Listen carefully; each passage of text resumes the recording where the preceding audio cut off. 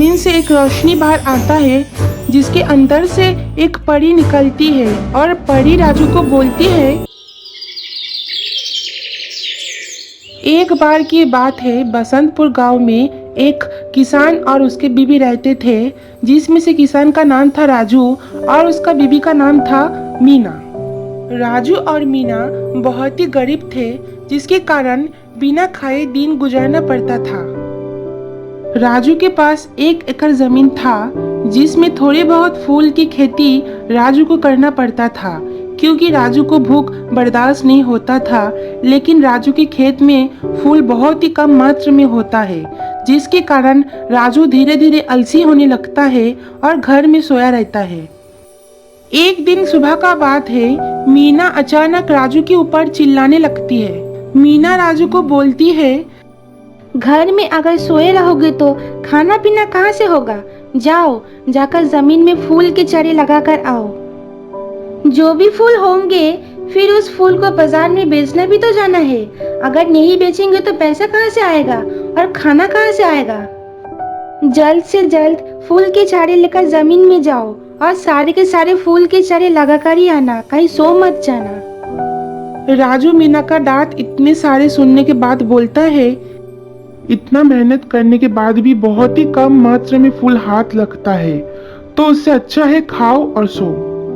मीना राजू की बात सुनकर और भी चिढ़ जाती है। फिर राजू को बोलती है, तुम आज फूल के चारे सारे के सारे लगाकर ही वापस आना, नहीं तो मैं तुम्हें आज घर में घुसने नहीं दूंगी और खाना तो तुम भूल ही जाओ।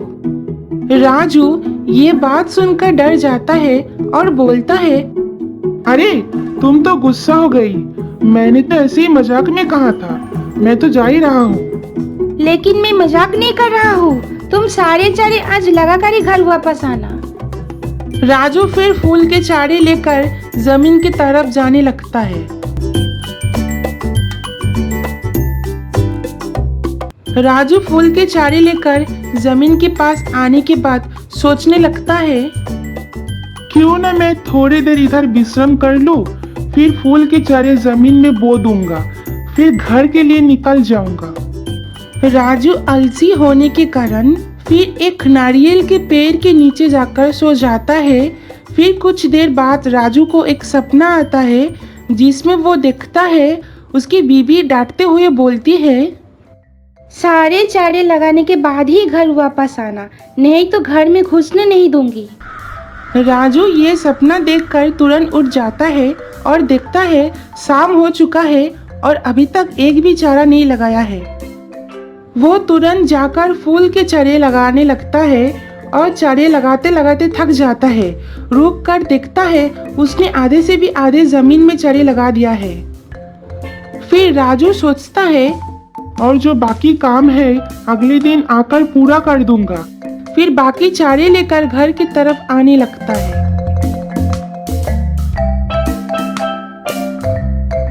राजू जब घर वापस आ जाता है तो देखता है मीना बाहर ही खड़ी है। राजू मीना को बाहर खड़ी देखकर सोचने लगता है, आज जैसे तैसे मीना को मना लूंगा, फिर कल में सारे फूल के चारे लगा दूंगा।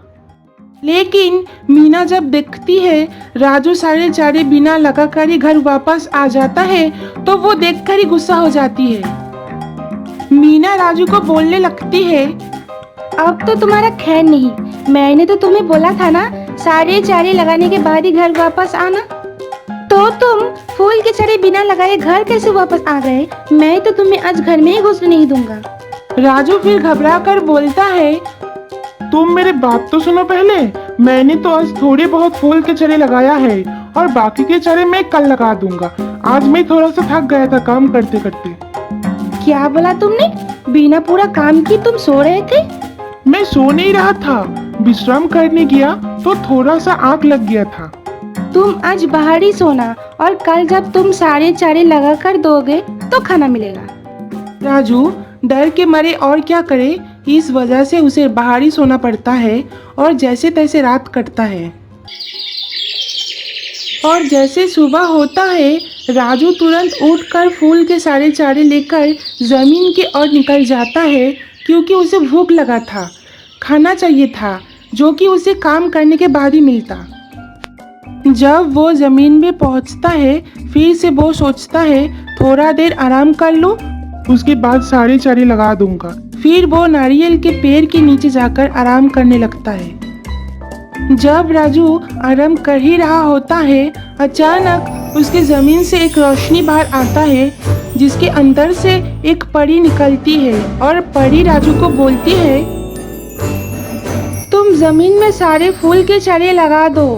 उसके बाद ये सारे फूल जब बड़े होंगे उनमें से 10 ऐसे फूल होंगे जिसमें से हर एक फूल में एक एक मोती होंगे, जिसे बेचने के बाद तुम बहुत ही अमीर हो जाओगे और तुम्हें ज्यादा मेहनत भी नहीं करना पड़ेगा। और ये बोलकर परी गायब हो जाती है। फिर राजू मन ही मन खुश होकर सोचता है, ये बात मैं मीना को जाकर बोलता हूँ, बहुत ही खुश होगी वो। राजू फिर तुरंत घर की ओर निकल पड़ता है।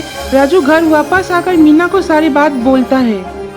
फिर मीना पूछती है, तुम कहीं सोए सोए सपना तो नहीं देख रहे थे या फिर से कोई नया बहाना मिल गया जिसे काम न करना पड़े? तो तुमने चारे लगाया है ना? नहीं, मैंने नहीं लगाया चारे। क्या क्या बोला तुमने? अभी तक चारे नहीं लगाया है?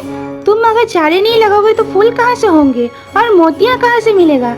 जैसे भी कर कर तुम आज ही सारे चारे लगाओगे। राजू बोलता है, क्या? हाँ, तुमने सही सुना, चाहे रात ही क्यों ना हो जाए, तुम सारे फूल के चारे आज ही लगाओगे। राजू फिर सारे चारे लेकर जमीन की तरफ निकल पड़ता है। फिर राजू फूल के सारे चारे जैसे तैसे मुश्किलों से जमीन में लगा देता है और मन ही मन सोचने लगता है, चलो आज मैंने सारे चारे लगा दिया, आज घर जाकर खाना मिलेगा, खाना खाकर चैन की नींद सो लूंगा। राजू फिर घर आता है और मीना को बोलता है, मैंने आज सारे चारे लगा दिया है, आज मुझे खाना दो, मैं खाना खाकर थोड़ा सा सोने जाऊंगा। मीना राजू का ये बात सुनकर थोड़ी सी खुश हो जाती है और राजू को खाना देती है। कुछ दिनों के बाद राजू का फूल का फसल जब बड़ा हो जाते हैं, मीना राजू को बोलती है, सारे फूल तो बड़े हो चुके हैं, तो चलो सारे फूल तोड़कर मोतियाँ ढूंढते हैं। राजू ये सुनकर मीना को लेकर फूल तोड़ने के लिए जमीन में जाता है।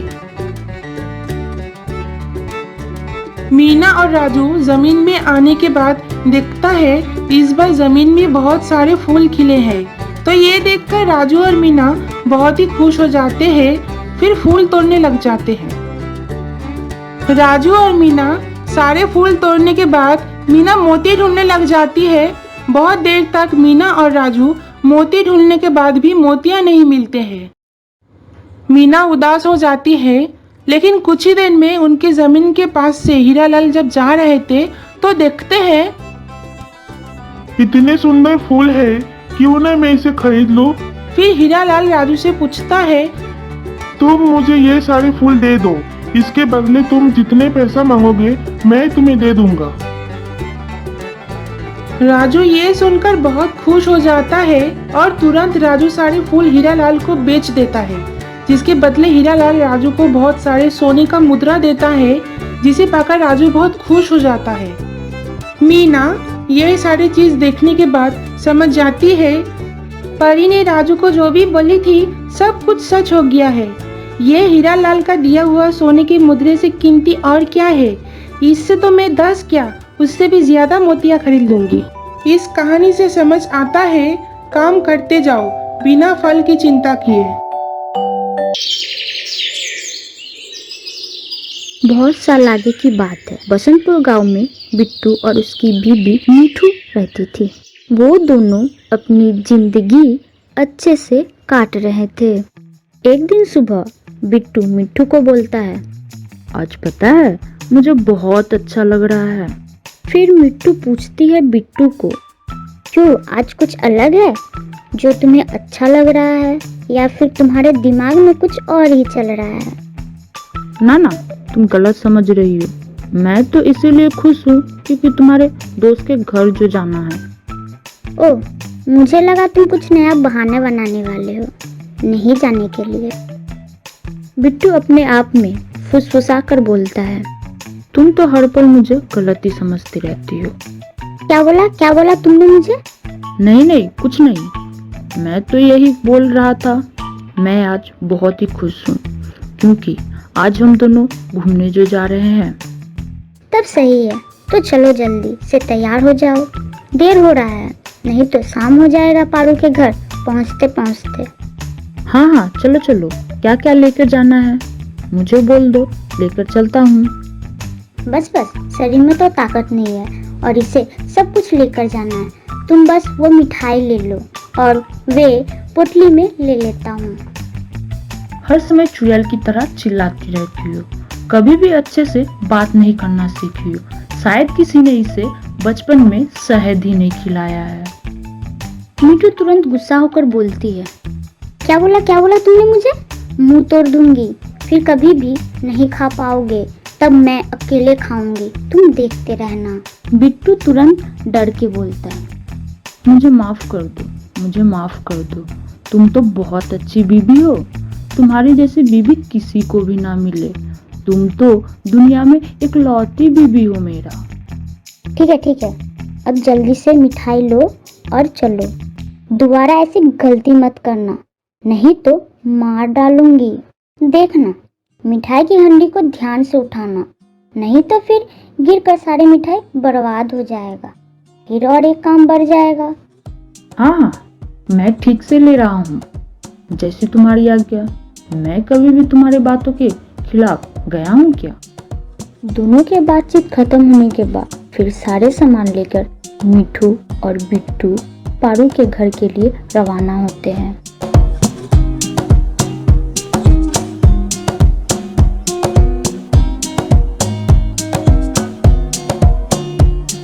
फिर जब दोनों गांव के रास्ते पैदल जा रहे थे, अचानक बिट्टू मिठू को बोलता है, एक बात पूछूं तुमसे? फिर मिठू बोलती है, अगर तुमने बोला मिठाई की हंडी से तुम्हें अगर मिठाई खाना है तो तुम्हारे सर पर ही वो मिठाई का हंडी तोड़ दूंगी, फिर तुम खाते रहना मिठाई। बिट्टू बोलता है, अरे बाप रे, मैं ऐसा क्यों बोलूँगा? यह मिठाई तो तुम अपने दोस्त के लिए लेके जा रही हो, तो मैं वो मिठाई कैसे खा सकता हूँ? मैं थोड़ी ना इतना भुक्कड़ हूँ। तुम तो बोलो ही मत, तुम और भुक्कड़ नहीं, हमेशा तो चूहे की तरह खाते ही रहते हो, ऐसे खाते हो जैसे कि लगता है कितने सालों से खाना नहीं मिला है। अच्छा, ये सब छोड़ो, तुम क्या बोलने वाले थे ना, वो बोलो। मैं यह बोल रहा था, तुम इतने सारे सामान लेकर थक जाओगी, इसीलिए थोड़ी देर इधर विश्राम करने के बाद फिर तुम्हारे दोस्त के घर चलेंगे। पारू के घर तो हमारे घर से ज्यादा दूर नहीं है, मुझे नहीं चाहिए विश्राम, तुम थक चुके हो इसीलिए ऐसे बोल रहे हो, जल्दी जल्दी पैर चलाओ। एक और बात बोलना था, सामने नीम का पेड़ जो है उसके बगल से जल्दी जल्दी चलना पड़ेगा। क्यों, उधर कोई भूत रहता है? अरे इस दोपहर में क्या वो भूत तुम्हें पकड़ने वाला है? नहीं, सामने चीकू भैया का दुकान है ना, अगर वो हमें देखेगा तो बहुत सारे सवाल पूछने लग जाएंगे और फिर हमारे समय बर्बाद होगा, इसीलिए बस। तुम्हें इतना कुछ नहीं सोचना पड़ेगा, तुम चुपचाप अपना मुंह बंद रखना, जो भी बोलना है मैं बोलूंगी, जल्दी जल्दी पैर चलाओ। फिर चीकू भैया आवाज लगाता है, बिट्टू भैया, ओ बिट्टू भैया, आप किधर जा रहे हो? बिट्टू बोलता है, देखा मैंने बोला ना, अगर वो हमें देखेंगे तो जरूर पुकारेंगे। तुम बस चुप रहना, जो भी बोलना है मैं बोल लूंगी। जब बिट्टू और मिट्टू चीकू के दुकान के सामने आता है, चीकू पूछता है बिट्टू से, उस हंडी में क्या मिठाई है? बहुत दिन हो चुके, मैंने मिठाई नहीं खाया है। मिट्टू बोलती है, आपको मिठाई खाना मना है ना, तो फिर आप ऐसे कैसे बोल सकते हैं? आप मिठाई से दूर रहा कीजिए। बिट्टू का आज मन व्रत है, कुछ भी नहीं बोलेगा। तुम क्यों खड़े हो? चलो जल्दी से, चलो देर हो रहा है। कितनी नक्चड़ी है, बेचारा बिट्टू शादी के पहले शेर जैसा था और अब देखो भीगी बिल्ली बन चुका है। फिर चीकू दुकानदार के उधर से मिट्टू और बिट्टू पारू के घर के तरफ चल पड़ते हैं। कुछ देर चलने के बाद वो दोनों पारू के घर पहुंच जाते हैं। और घर के बाहर से आवाज लगाते हैं पारू को। पारू, पारू, बाहर आओ, हम लोग आ चुके हैं। ऐसे बुलाने के बाद पारू घर के बाहर आती है और अपने दोस्त को देखकर बहुत खुश हो जाती है। फिर पारू पूछती है, तुम लोग कैसे हो? हाँ, मैं ठीक हूँ, तुम कैसी हो? मैं ठीक हूँ। और बिट्टू, तुम कैसे हो? बिट्टू मीठू की तरफ देखकर पूछता है, अब बोलो, मैं क्या बोलूं? अरे तुम जैसे हो वैसे ही बोल दो पारू को। ना, अगर मैं कुछ गलत बोल दिया तो फिर तुम मुझे डांटोगी, तो उससे अच्छा है कि तुम ही बोल दो क्या बोलूं। तुम्हारे मुंह में जो भी आए वही बोलो। तो ठीक है, मैं कभी कभी घर का काम करते करते घर का सारा सामान तोड़ देता हूँ। फिर मिट्टू मुझ पर बहुत गुस्सा करती है। मिट्टू का दिमाग बहुत ही गर्म है ना, शायद इसलिए मुझे हर समय डांटती रहती है। तुरंत मिट्टू घबराकर बोलती है बिट्टू को, ये तुम क्या बोल रहे हो? अच्छा, मैं ये नहीं बोलूं तो रुक जाओ, मैं कुछ और बोलता हूँ। तुम चुप करो, बस यही बोलो, तुम ठीक हो। कहीं भी कुछ भी बोलते रहते हो, ना समझ कहीं का। बिट्टू बोलता है, हाँ, मैं ठीक हूँ। अरे तुमने बताई नहीं, तुम क्यों बुलाई थी हम लोग को? हाँ, मैं तो भूल ही गई थी तुम लोगों को किस लिए मैंने बुलाया था। मैंने बुलाया था कि अभी बसंत का मौसम आ रहा है, चलो हम लोग नदी के किनारे घूमने जाते हैं। अरे वाह, तुम तो बहुत ही अच्छा सोची हो। मेरे दिमाग में यह ख्याल क्यों नहीं आया पहले? बिट्टू बोलता है, तुम्हारे दिमाग में आएगा कहाँ से अच्छा ख्याल? तुम तो हमेशा मुझे कैसे डांटोगी वही सोचती रहती हो। तुम सब कुछ तैयार कर ली हो ना नदी के पास जाने के लिए? हाँ, मैंने सब कुछ तैयार कर लिया। मैंने अपने एक दोस्त को बोल दिया है, वो सब कुछ तैयार कर रख देगा। बहुत सारे सामान है ना, तो शायद एक वैन भी करना पड़े। पारू अपने दोस्त को बुलाकर मिट्टू और बिट्टू से परिचय करवाती है। हमारे लिए कोई काम है तो बोलो, और इस बेकार इंसान को भी एक काम दे दो ताकि कहीं बैठा ना रहे। क्यों तुम हमेशा बिट्टू को डांटती रहती हो? वो तो कितने अच्छे इंसान हैं। नहीं, तुम गलत समझ रही हो। तुम बिट्टू को एक काम दे दो। ठीक है, तुम इतना अगर बोलती हो तो मैं उनको एक हल्का सा काम दे रही हूँ। जब अनीश सारे सामान वैन में लेकर जाएगा तब आप भी उनके साथ ही जाना। बिट्टू बोलता है, हाँ ठीक है। मिठू और पारू यह बोलकर निकल पड़ते हैं उनसे पहले नदी की ओर। इधर अनीश और बिट्टू मिलकर वैन में सारे सामान उठाकर निकलते हैं। बिट्टू और अनीश वैन लेकर नदी के आसपास आ जाते हैं। फिर बिट्टू बोलता है, हम लोग तो बहुत ही जल्दी पहुंच चुके हैं। उन्होंने तो कहा था समय पे आने के लिए, क्यों ना हम दोनों थोड़ा इधर आराम कर लेते हैं, फिर चलेंगे। अनीश इस बात को मान जाता है, फिर बोलता है, ठीक है, तब आप इधर खाने का ध्यान रखिए और मैं उधर पानी भर कर लाता हूँ, ताकि हम लोगों को उधर पहुँचने के बाद पानी का कोई समस्या ना हो। बिट्टू बोलता है, ठीक है, तब आप जाइए, पानी भर कर लाइए और मैं इधर रुक कर खाने का ध्यान रखता हूँ। फिर उधर अनीश पानी भरने के लिए चल जाता है और बिट्टू रुककर खाने का ध्यान रखता है। कुछ देर बाद दो गरीब बच्चे आकर बिट्टू को बोलता है, भाया मुझे कुछ खाने को दे दीजिए ना, बहुत भूख लगा है, हम लोग बहुत दिन से कुछ नहीं खाए हैं। बिट्टू फिर उन मासूम बच्चों के तरफ देखकर बोलता है, अच्छा, तुम लोग बहुत भूखे हो? ठीक है, तुम लोग इधर ही बैठ जाओ, मैं अब भी थाली लगाकर तुम लोगों को खाना देता हूँ। बिट्टू ऐसे बोलने के बाद दोनों बच्चों को अच्छे से बैठाकर खाना खिलाने लगता है। वो दो बच्चे जब खाना खा ही रहे थे तब उनके पास से और दो बच्चे आ जाते हैं और बोलने लगते हैं, भैया हमें भी कुछ खाने के लिए दे दीजिए ना, हमको भी भूख लगा है।